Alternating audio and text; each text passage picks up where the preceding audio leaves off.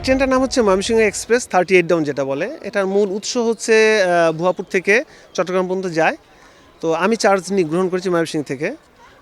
সকাল 7:10 এখান থেকে ট্রেন ছেড়ে যায়, যথানিয়মে যেভাবে যাচ্ছি যাওয়ার কথা। ব্রাহ্মণবাড়িয়া পৌঁছেছি তখন প্রায় 2টার কাছাকাছি।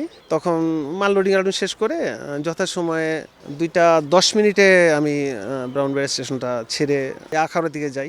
কিছু মিনিট পরেই তিতাসপাড়া এলাকায় আসার সময় জায়গাটা একটা গোলাই ছিল এবং গাছপালা প্লাস ওই যে তির্যকভাবে সূর্য আলো পড়ার কারণে পরিষ্কার ঠিক বোঝা যাচ্ছিল না। একটা লেভেল ক্রসিং গেট মনে হয় কিছু একটা যান আটকে আছে।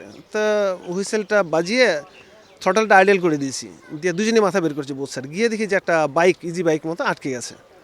তৎক্ষণাৎ ওই তাড়াতাড়ি গাড়ি কন্ট্রোল করার চেষ্টা করছি। এটা উদ্দেশ্য ছিল যে ইজি বাইকটা যদি আটকেও থাকে তাহলে পার হয়ে চলে যাক, আর হুইসেল দিচ্ছি।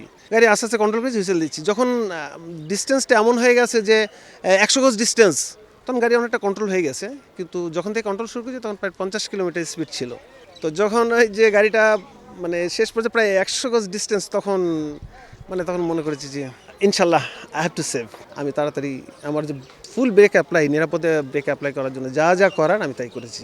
করে আমার সহকারীকে বলছে আল্লাহ ভরসা, যা আছে কপালে। যদি অ্যাক্সিডেন্ট হয়েও যায় তাহলে যেন বড় ধরনের কোনো দুর্ঘটনা না ঘটে। ইতিমধ্যে মাথা বের করে দেখি তখন ওরা কয়েকজন লাফিয়ে বেরোচ্ছে। মানে আসলে আমার ধারণা তারা চিন্তা করেছিল যেহেতু এখানে ডবল লাইন, আমি যখন হুইসেল বাজাচ্ছি তারা চিন্তা করেছিল অপোজিট থেকে কোনো গাড়ি আসছে কিনা, কিন্তু গাড়ি তো এদিক থেকেই সরাসরি এসছে। যার ফলে তখন ওই শেষ মুহূর্তে খালি আল্লাহকে স্মরণ করেছে, আর কিছু না। এবং শেষ মুহূর্তে গিয়ে দেখা গেলো যে 1-2 হাত সামনে গিয়ে গাড়িটা নিয়ন্ত্রণ হয়ে গেছে। আলহামদুলিল্লাহ, আল্লাহর অশেষ মেহেরবানি। এবং আসার সাথে সাথে আমি নিচে নেমে গিয়ে দেখি যে পিছনের চাকা দুটা ব্লক হয়ে গেছে, ওরা পারছে না ঠেলে তুলতে। সেখানে আমিও চেষ্টা করেছিলাম কিছুটা, এর মাঝখানে নিজের জন্য কিছু একটা ভিডিও করে রেখেছিলাম একটা এভিডেন্স হিসাবে। সেই হিসাবে দেখা গেল যে আমি যখন চেষ্টা করতে পারি নাই, আমরা আশেপাশের লোকজনকে তখন ডেকেছি, সবাই মিলে ঠেলে তখন লাইনটা তখন গাড়িটা তুলতে পাস করতে পারে দেখা যায় যে রেল লাইনটা ক্রস করে দিতে পারে তুলে। তাও আমি আসলে খুব বেশি রকম এক্সাইটেড হয়ে গিয়েছিলাম এবং আমার সারা শরীর হাত পা কাঁপছিল যে কী হয় যখন নেমেছি খেলে আল্লাহর নাম করে আল্লাহু আকবার বলে নামার সাথে সাথেই আমি কিছু অংশ ভিডিও করেছি। তারপরে পাবলিক আসা শুরু হয়, জনগণ এসে আগে সবার কথা ড্রাইভার কাটা তো ওদের ভাষায় আর কি, ড্রাইভার দেখবার চাই, ড্রাইভারটা কাটা এরকম। পরে অনেকে বললো যে উনি, তো সাথে সাথে আমাকে জড়ায় ধরেছে সবাই, বলছে ভাই আপনি বিশাল একটা কাজ করেছেন, বিরাট বড় ক্ষতি হাত থেকে রক্ষা করেছেন, ওইগুলো জান বেঁচেছে।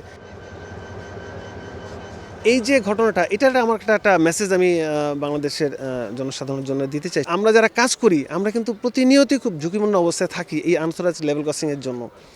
এখন আমরা যারা সচেতন হই যে আমরা যারা রেল লাইনের আশেপাশে যাদের বাড়ি ঘরদর আছে তারা যদি ওই রেল লাইনটাকে ব্যবহার না করি রাস্তার জন্য, তাহলে সবচেয়ে ভালো হয়। তাহলে অন্তপক্ষে এই ধরনের অনাকাঙ্ক্ষিত দুর্ঘটনা হয়তো রোধ করতে আমরা সম্ভব হব।